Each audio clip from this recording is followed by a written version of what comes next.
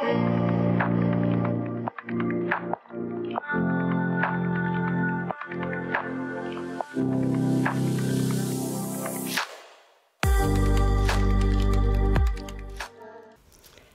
and welcome to this new episode of Klenoty života, or Jewels of Life, we could say in English. As you can hear, today we will talk in English because my guest is English speaking. For our Czech viewers, there are Czech subtitles for this video. So please let me welcome my dear guest, Iris Disse. Welcome, Iris. Hey, welcome, Monica. We are glad you are here with us today. Thank you very much. It was really such a sweet invitation. How could I say no? So let me first say a few words about you, because I think our Czech viewers and listeners probably don't know you. So you are a German artist. You've been a well-known actress in German TV and theater. You've been a director of big theater in Germany at age 33. And you have created documentaries and movies, for example, about indigenous people in Latin America. At some point, you relocated to Latin America, to the beautiful country of Ecuador, and you founded a Durga's Tiger School of Tantra Yoga, art and Shamanism. And today this school is one of the best schools in the world. So congratulations to that. Thank you.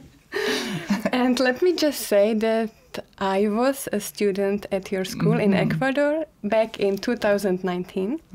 And my experience there was very transformative. And I will talk about that a little bit more later. But that's the reason why I invited you for the interview. So my first question is, how does it happen that a successful German artist completely changed her life and move to Latin America and start to teach yoga? Yes, the moment I started theater school, I disappeared for the everyday world, for the normal world, because I really was living in the parallel worlds we are creating in theater. Like if you play a role, or if you direct, you are totally diving into other personalities, into other stories, other worlds, in a different way of rehearsal during the day, acting in the night in the theater, having late night, after the show, going somewhere to eat together, to dance. So it was a very intensive life.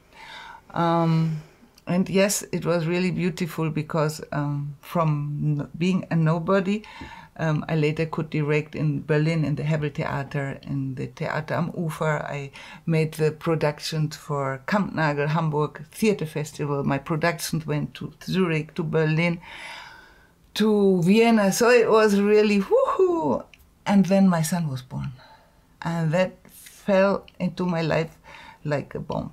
So everything which I had created before didn't work anymore, and I found out that I love the high energy, and I also love after premiere just to relax into nothing, and some days just sleep and don't do nothing.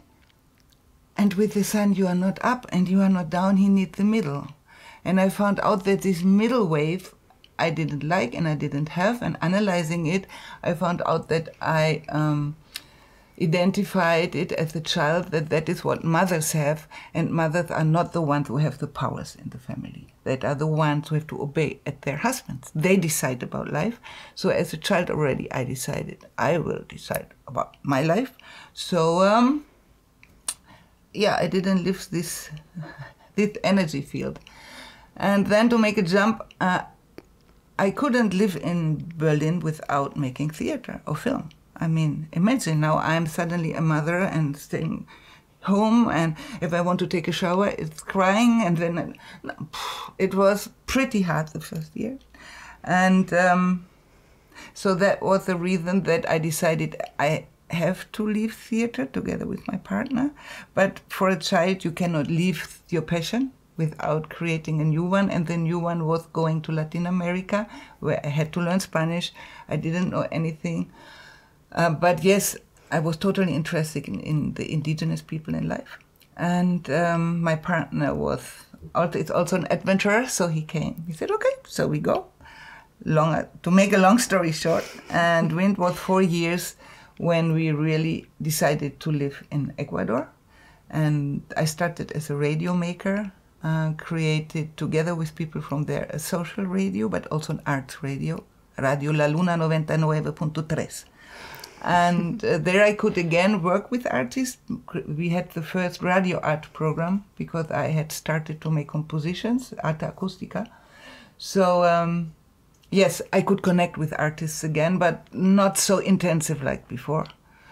That's how we ended up in Latin America.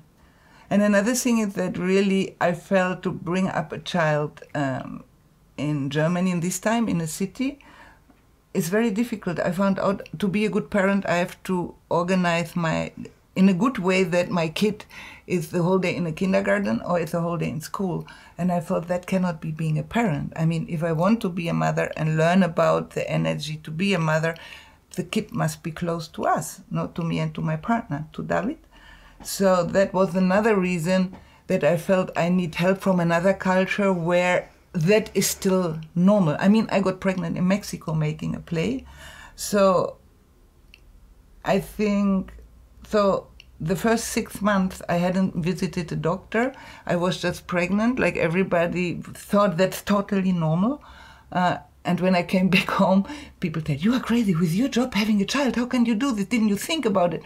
And I thought, no, in Mexico I didn't think about it, but yes, now. So going back to a place where childs are part of everyday life. Also, no party without more child than grown-ups. Not like in Germany, can I maybe bring my kid to the party? And think, no. I mean, yeah, so that was the reason that we went there and that we stayed at the end. Mm-hmm. So, and how did you start teach yoga? In Ecuador, I didn't start teaching yoga, but Tantra and Eros and working with couples.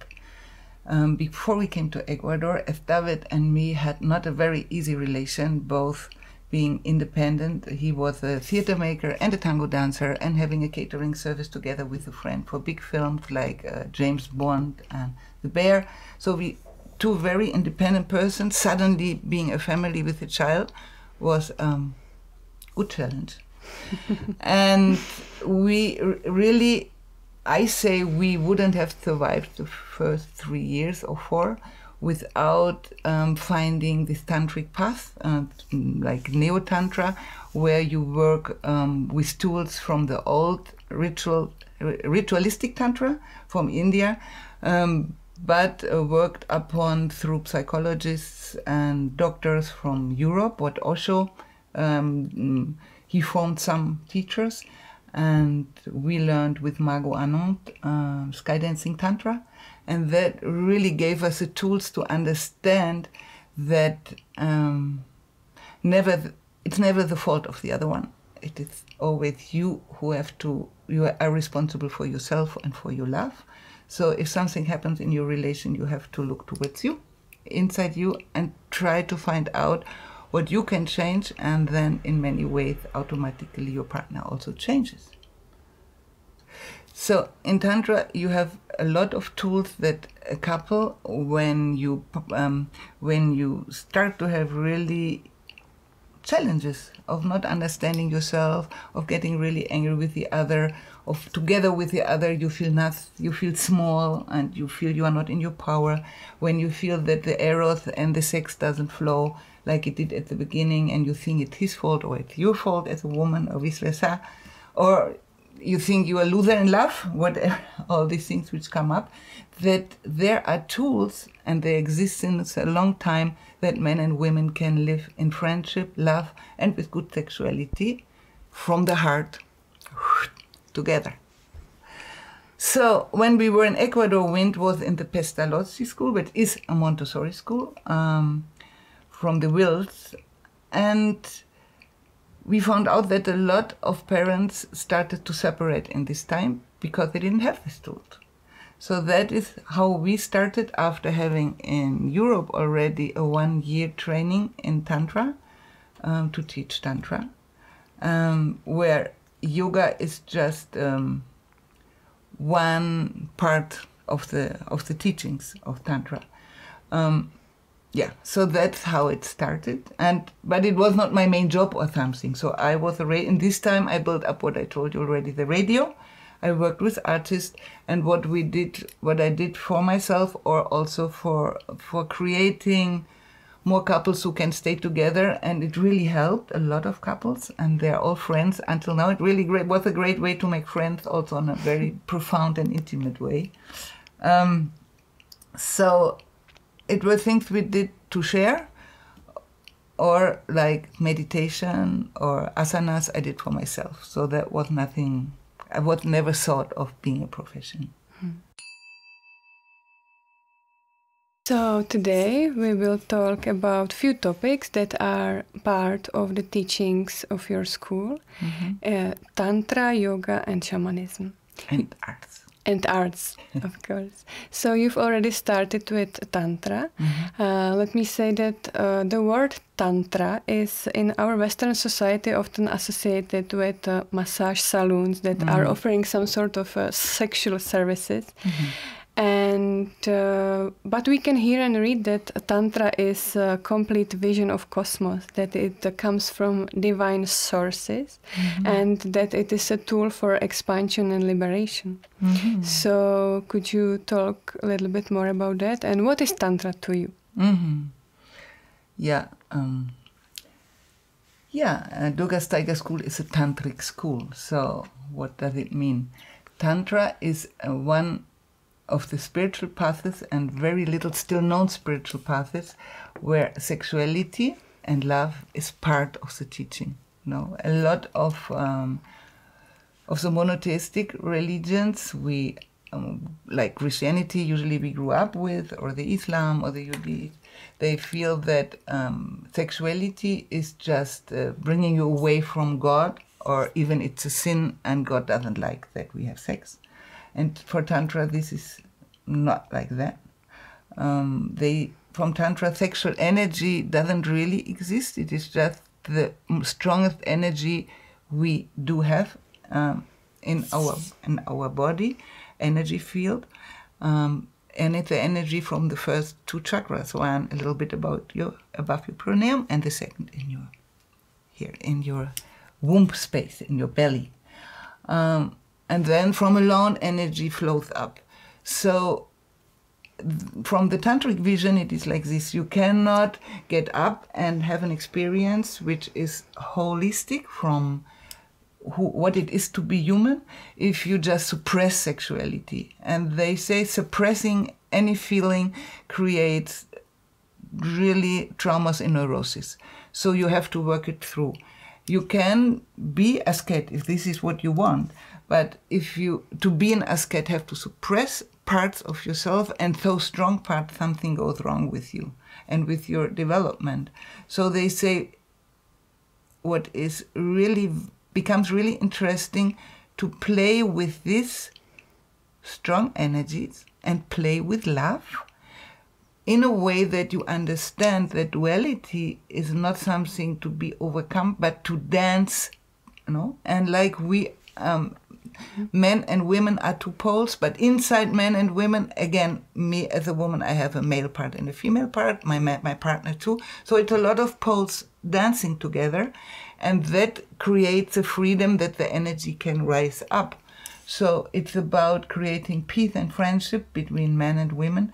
Not one is over the other one, but from the Tantra point of view, it's one step to create an ecstasy to grow close to the divine. So it's very interesting, and I felt as long as I'm having a partner, I have to include sexuality into my spiritual path. If not, I have the division already there, I'm a spiritual being, but the sexuality with my partner is not okay. But that is just what I felt is making love, is really creating love. The moment when I breathe with my partner and we make love and we start to move and get more and more conscious about love making, in this moment it is really something which creates harmony and peace in the relation. So that's why I found out it is absolutely important that this knowledge comes back into our society. And I guess that we had it before, but that with Christianity, with this bloody way of bringing Christianity into the countries, which for me doesn't has to do nothing what Jesus say or with the New Testament. It's politics of power. It's another theme. But in this moment when it was declared as a deadly sin, it was very easy to dominate people, just to make it very short now. And that makes that we feel so much as losers in love, because even so we are now not Catholic, many of us are not living with the church dogmas, but we, thousands of years we were impregnated with us, and it's still alive and active in the subconscious, and it acts out. And just it acts out the moment you really start to love somebody. The fear is just the partner coming up with it. No, the fear that I'm not okay, or my partner is not okay, or that sex is maybe dirty, I'm ashamed. And you see it, how many men and women now start to operate themselves to be in the body more beautiful. And if you really fall into love, Mamma Mia, it's so not important whether you're a little bit skinny or a little bit more fat, or whether you are a little bit, I don't know what. From inside, everybody is beautiful, and that happens the moment you really dive into love. So, do you think that, from what you said, do you think that people are kind of afraid of sexuality, of sexual energy, and that's why we like twisted the Tantra teachings here in the Western culture? So that it is also used in studios, in massage studios, is one thing which might be a twisting depending which massage studios it is. Some are really very serious and want to bring more consciousness, and others are there to make money, like in prostitution, and they also call themselves Tantra. But what I think is more challenging, how I see it at the moment, is at the beginning, like what I said, making love is a sin. So that is the old statement coming from the Catholic Church, but it really went over then to the Evangelic Church too, and it went over heavy waves. Now we are on the other side of the pole, that many young people feel, oh, I can make love with many partners, like sports, like going to eat, or like doing something, okay, let's make love. And that makes you, leaves you very empty. That's just the other part of the pole. And both, I think it's the same dangerous, that you don't find the point where your heart and your totality of being and your sex coming together, so that the first chakra, what I say down, starts to flow up to your heart, create the power of the heart where men and women can be one again beyond time and space. So it leaves this very big longing. And as I even don't want to go to this space, I cannot do with any partner, just making a little love, it creates usually emptiness, and that loneliness, a deep loneliness, and a deep not knowing when is it serious, a man or a woman I meet, no? So it's very hurtful, and I think it's taking again the power out of what love and sexuality could be, or how we as humans are meant to live that, to bring consciousness into making love.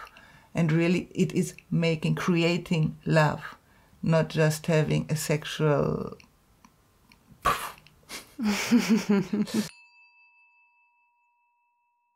Let's talk a little bit about Tantra Yoga because it's all connected. So for me, Tantra Yoga is very different than any other yoga I practiced. And people are always asking me what Tantra Yoga is and what's the difference between like classical yoga, like Hatha Yoga. And the description I really like is that it is meditation in movement. Do you feel it like this, or what is Tantra Yoga for you? Tantra Yoga is said to be the oldest, I would say one of the oldest series, which is still transmitted through times. And they say it's very, very old. The teacher I had in India, it's Bhagavan Shanmukha Anatananda.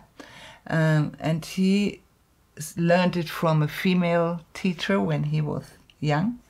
And so the interesting thing is that yoga coming from meditation, it is something growing out of meditation, and the knowledge about asanas is something which is born from inside, connecting from inside with my body. What does my body need? It has nothing to do what it's now in the modern times, where you have alignment and somebody from outside tells you you are like this, and make a little bit more like this, or bind the leg a little bit more up, then your ass will get better. So that is nothing to do with the yogic tantric path, because there it's about bringing your mind and your soul together, and then the body follows from alone. So it is a spiritual practice which shows us that our body, when our mind is clear and in alignment with what our soul's desire is for our life, and that is opening the channel what we are here for to do on this earth, like everybody in this vision has something to do what he or she wants to share with the world. So in this moment, the body just obeys in a way and just follows. It's very soft. So it is not that I work hard, it is just that I work from deep relaxation, flowing into the asanas, and I am relaxed inside of the asanas, and I'm so relaxed that I can travel inside myself, and I find myself at the shoulder, that feels better if I go a little further. And no, and here if the head comes up, that's much better. So you feel it from inside. That is one. And that is very, very important, because what we learned in the Western world is from small on, from kindergarten now already, the teacher tells us whether we are right and wrong, and whether we see the world right or wrong. So also in yoga now in the West, they tell you from outside looking onto your body whether you are right and wrong. And my teacher said, hey, we are not a car. We are a holistic being. Every asana is working for every part of your holistic being. It's not just for your ass or for your nice chin or whatever you want to change. And that makes it so interesting. And you de-learn that from outside people can tell you the truth about yourself, and you start to experience, and that is really fantastic. Hey, I know my own truth. I start to learn about my body, that today my asanas is totally correct like it is today, and maybe tomorrow it's different, because it's a living, my body is a living being, and my asana is growing out of it. And then there are big phases also of relaxation in Kaula Tantra Yoga, where you are like active in your relaxation, where apparently you don't do anything, but you really start to flow inside and start to connect with your higher self, with your spirit.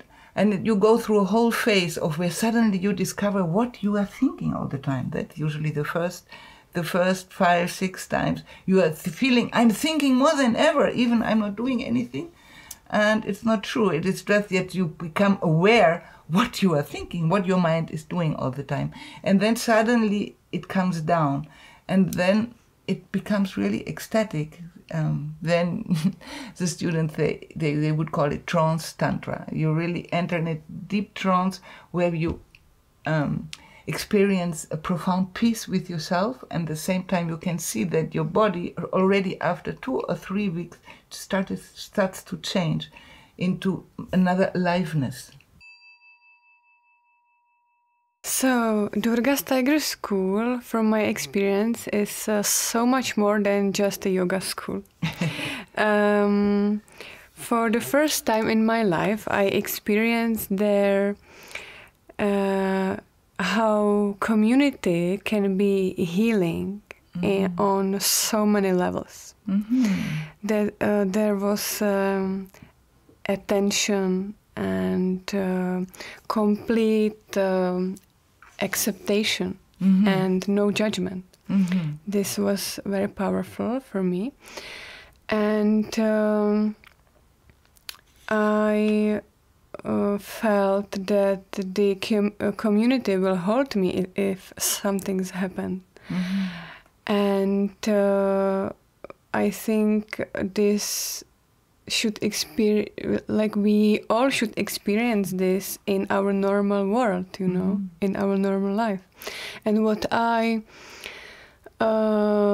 brought with myself from the school and from the time being there was that the feeling that I am all right, that I am not wrong, that I am not damaged or anything like that, you know, that I can be loved. And it was really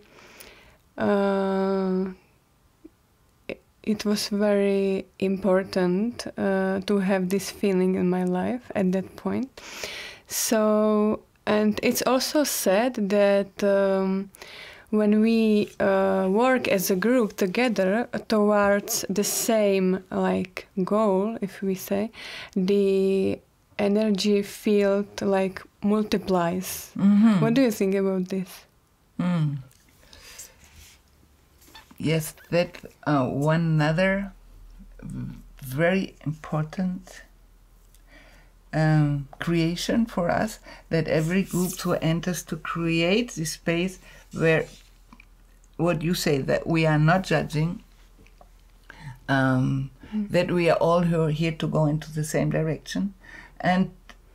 But one thing is already just telling it to people in the first night in the ritual already changes something. So it's very interesting just to tell a group of people, hey, be open, don't judge, look for each other, changes something. I mean, that's really easy, no? And then the first days we create in the group a very high energy through ritual, bringing the energy into the heart. And the moment when humans come into the heart, energetically, not romantically, but from the energy rises in the group, and I start to be open for the others. And then I learn, I can be even part of a group if I'm angry, if I'm totally furious, if I could make like with everybody, and I communicate it. I make just a sign, don't come close, I will bite today, or something. Whatever, I communicate with the others, hey, I'm today just, don't come close. Or always, if I put my red poncho on, better, don't come close. So everybody knows, oh, it's not me. Why she or he is like, it's their own problem. Okay, no problem, no. And suddenly I can even be part when I feel I hate them all. And that creates a freedom of being part, that I don't have to wear so much masks, that suddenly the next day I'm totally okay again with everybody and nobody looks funny at me. So another thing to learn is not that to be part of a group, you don't have to socialize all the time. You also can say, hey, today I need time for myself. Everybody will respect this. It's more about communication from your heart, what you need. And that is not so easy. We didn't learn this in our society. Another thing is to learn that I'm unique and I don't have to go into competition. So it happens, but with this freedom we create there, you can see it and you can also start to talk about it. Hey, always, wow, I feel so much in competition, I don't know what to do. And suddenly your competition is something, then two others say, wow, yeah, it also happened with me. I always look there, and he or she is making so much nicer chakra asana, and I feel I still cannot, and it really makes me down. So I'm even in competition with myself. So in this moment, all these so-called negative feelings just go away because they are acknowledged, they are human, they are there, they are not bad, they are not good, they are just there. And all this create this field where suddenly you feel, hey, we humans, a lot of that what today is called childhood traumas, which things come up during a 4-week or 9-week training. Hey, that is human, and we are totally specialized in being human, and we can hold another person in a process. We don't need to be a psychologist, or we don't need to be a professional, a high professional. We are all professionals. What that doesn't mean if you have very, very heavy, really like traumas, you should look for help.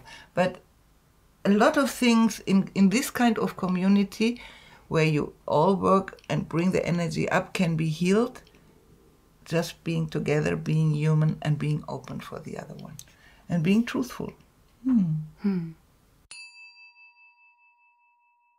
So we talked about yoga and tantra, and another very important part of the school's teaching is shamanism.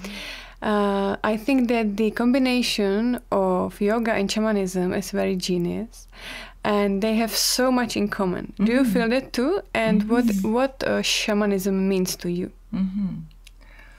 Okay, if we are very salop, we could say that yoga and tantra is the shamanism of India. It's just the different, it was written down, but it's having the same roots.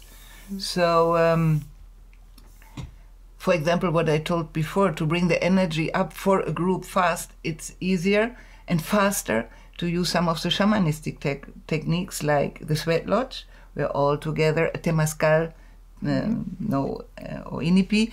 People get into a space together which is dark, with a little hot stones in the middle. You start to sweat and you start to pray together. That creates already so much community, because your body with the heat and being together in this dark place, like in the womb of the earth, you cannot hold your muscles up. So already in the second or third day you come out of this womb of Mother Earth, and you feel I'm human and they are all human too. And we had this big experience together, no? So, and very often the tools from Tantra and Yoga, a lot of them are more subtle. So like if I sit in meditation, I come also to this point, but it takes much longer, no? And the other thing is that this, that shamanism is still really alive in where I live there in Ecuador. Like we have a lot of different ethnies, which all different shamans and different cultures.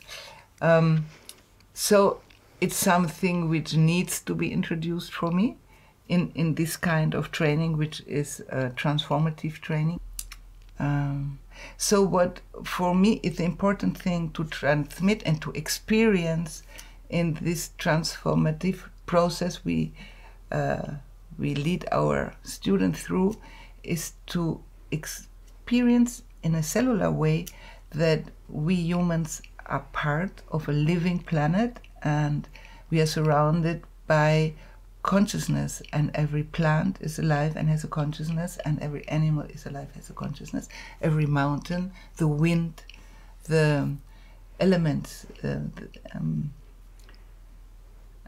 the fire, the earth, so water, it's all being alive. And we humans, our body, I mean, is made from all these elements, and we can deeply and easily connect. And when we connect, we get information what we need, and we don't feel so isolated anymore. The isolation which happens now living in a city, and very often convinced that we are made to work, and we get money for it as interchange, and then we live in a little apartment or a bigger apartment if we earn well, and or have even our own house, and then we have a car, and we want to, sometimes we can have holidays. That from a shamanistic or tantric point of view is a little crazy, because how can I give my life energy away to something I'm not interested in, or what is not the desire, the deepest desire of what I want to create in the world, and I give it away minimum 8 hours, if not longer, a day, and then I think, and then the rest is free time, where the energy is already gone, and they give me what? A little apartment, and maybe a car, and all television, all computer, all what we need. If it's really, can you divide life into free time and working time? I mean, it's very interesting for me that in the jungle, a lot of these ethnies in Ecuador, but also in Panama, the word Arbeit, work, didn't exist. They didn't have a word for it. Arbeit, we are not. We're doing everything together. We are living. We built a house. Yeah, great. We do it together. We go to hunt. We go to field. It was just living together, everything. And I felt very often a feeling with joy. And you never went alone, not even if it would be more practical, you do this alone and the other does that alone. No, we do it together because it's more fun to do it together. So that really made me think, yeah, I mean, somehow they are right. So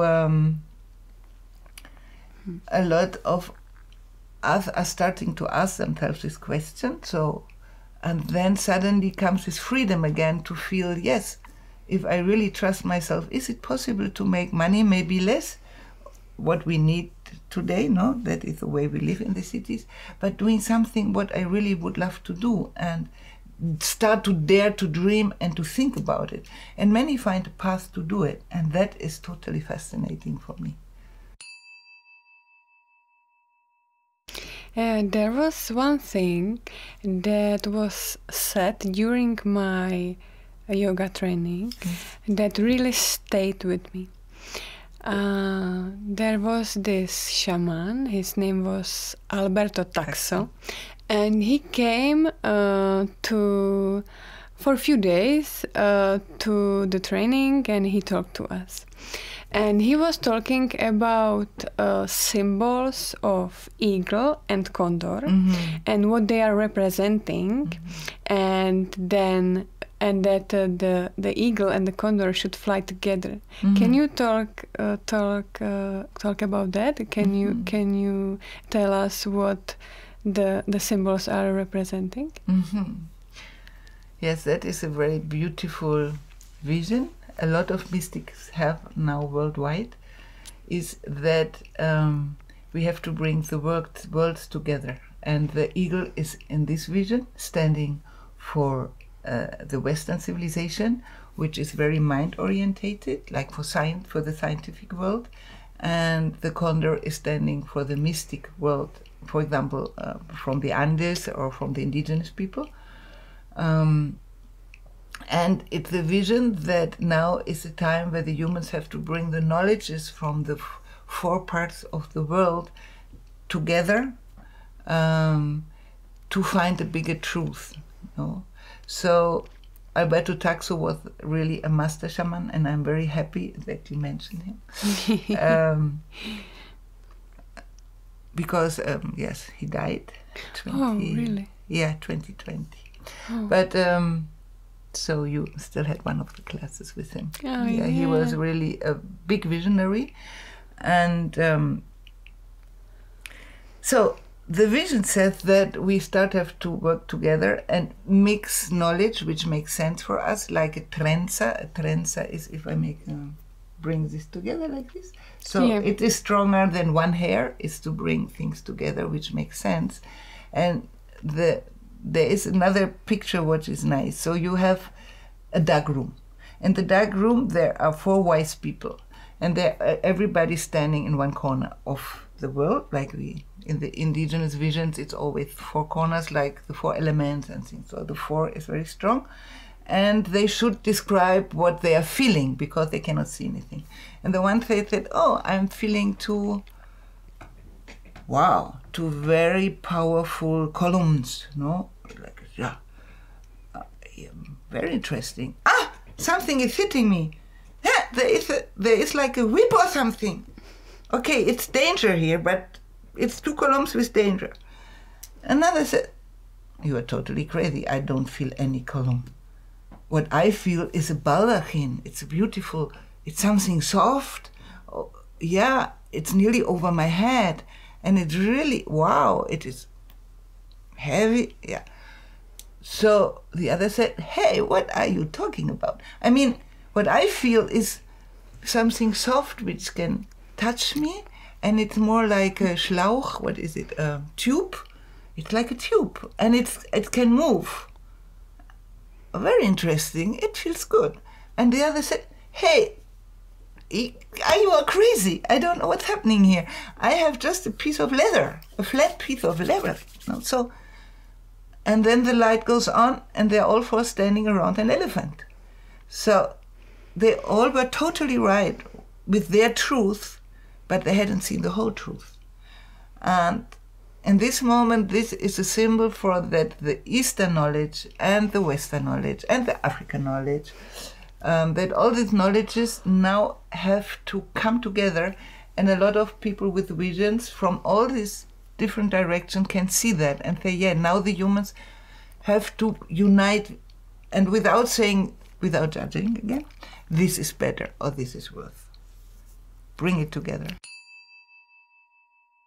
Yes. And it brings me to my next question. We see that the state of our world is today, let's say, unstable. And what can we do to change it? What can we as individuals do to change it? I think in this moment we are in a moment of history where there is created like a big what is the word? Energy field of fear around the planet, and visionaries can see this like as a dark energy around the planet. For many reasons, we will not talk about it, why in this moment. But what I decided and what I feel what we can do now is that we humans, every human is a creator of reality. So we shall not believe what is said, yeah, one cannot change anything. It's so strong what's happening outside us in this moment, we cannot change it. It's also not good to be against it, even so my heart is sometimes very much against it, what I hear in the media today.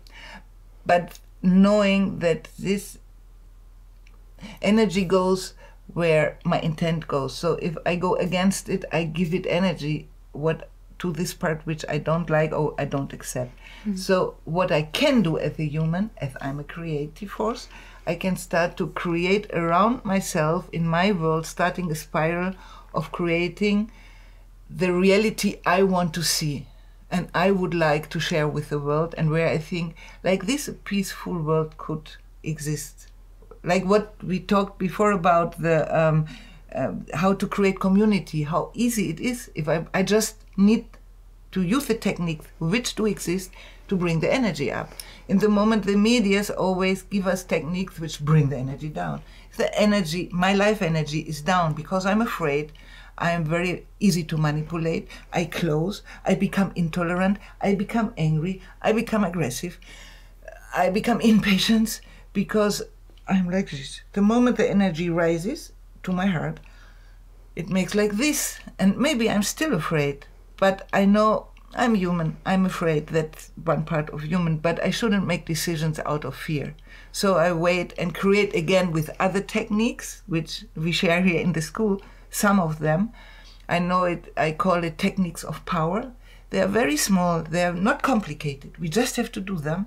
And in this moment, I can also play with my fear and say, okay, fear, there you are, I feel you. I have here a big knot sometimes. Okay, in this moment I will not decide. I wait. Maybe I go and run one time around the block, or I go, whatever I do to move my body strongly and get in breath. That is one of the techniques. Whatever I do to get my body really to its limits, already the fear will drop down. And then I breathe, and maybe I would sit in meditation, and then open a channel, because we are not alone in the cosmos. We are meant by God that we can connect. We can connect and we can ask for guidance. And in this moment, very often, I get a good idea what I could do, and that has nothing to do with my fear. And if I really feel that information in my whole being, still 3 days after, I feel, yeah, there was this moment where I really knew that this would be the next step. Makes no logic very often. I don't know how. But I felt that this would be the next step. And I followed that, then always a miracle happened. And things start to flow in a way that I couldn't imagine. And life becomes very exciting again. And not, you cannot foresee it. It has no logic. It is not like this anymore. It starts to make like this. No, like this. So, my last question would be, what is new at the Durga's Tiger School? And if there is something you want to say to our viewers and listeners. Okay, yeah, one thing we still didn't speak about was art. And just to mention that all this, what we said, to use these techniques creates a high creativity, because we are, what I say, creators. And it's totally important to go in and then use techniques of arts to bring it that it doesn't get stuck, and we are not just looking to our own navel and not bringing it out into the world. We need art as techniques, like theater, like singing, like dancing, to bring it out into the world and express it. So change can happen inside and outside. So that is something which has to be trained. And now, yes, I'm a little bit in this moment of creation. 2020, I had a vision. I went for a vision quest, and I thought before that I would know what about my vision would be. And it came a totally different vision through, which I didn't want to accept. That I should buy a big piece of land close to a river, fertile, a little bit away from civilization, and create a community where these Durga's Tiger teachings, an international community, together with the people, the neighbors, should come together and should be lived in everyday life, like a little village between 50 and 100 persons. So that was very strange, because I didn't have the money. So it was really crazy information, and I didn't really want to listen. And then at the end, okay, we have this piece of land now, 42 hectares. It's close to a river, and it's fertile land, which first in this moment make that also all the crops, all the stuff we don't want to grow, grows in form of explosion if you don't cut your cacao. Or we have cacao there. So you have really all 2 months go there and cut around it. If not, the other Europe's just taking over. Yeah, a lot of beautiful challenges in this moment. And I invite everybody who feels like he wants to be a pioneer. It's everything to be created. You can create whatever you can imagine. In community, just come and visit us and check in. Yeah, so that is the new thing in the moment. What can I tell you? I think I told you already. Don't believe that you cannot change anything. I think that is the most important.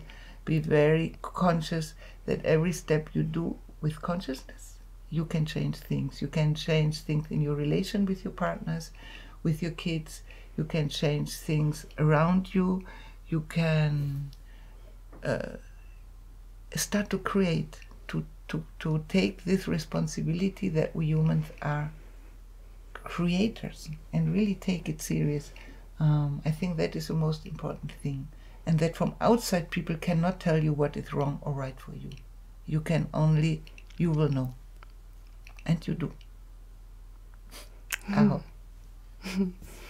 And we can say that if our listeners and viewers want to hear something more about Tantra, they can listen to your podcast. Ah, yeah. How it is called? Durga's Tiger Tantra podcast. and you can find in Spotify, and I don't know where more, but later it will be written. Yes, I will link it below in the description box for the viewers. Thank you. So it's 10 chapters where I talk about different aspects of Tantra, very practical in a way that you can also start to practice alone or with your partner. So yeah, that is really beautiful and an easy way just to dive deeper into this knowledge. So Iris, thank you very much for being here with us today. Thank you for coming all the way from Berlin. And I hope this is not the last interview we made. And I wish you all the best to you and to the school. Thank you so much. Yeah. Now another new thing is we are having now cruises also not only in Germany, also in Portugal, maybe next year in France. So when you go to our website, you will find out. And in Ecuador, it's every month, and you can make a 200-hour Yoga Alliance certified training. Yes. But it's international certification, and the other one you get is from India, Yoga Alliance International. And in Europe, it's only 3 weeks. You have no free weekends. In Ecuador, you do have, and you can a little bit explore on these days. Or 300 hours, 6 weeks or 9 weeks. You just stay with us. So thank you very much. Thank you. And thank you for watching. Thank you for your comments, likes, and for sharing this video on your social media. See you next time.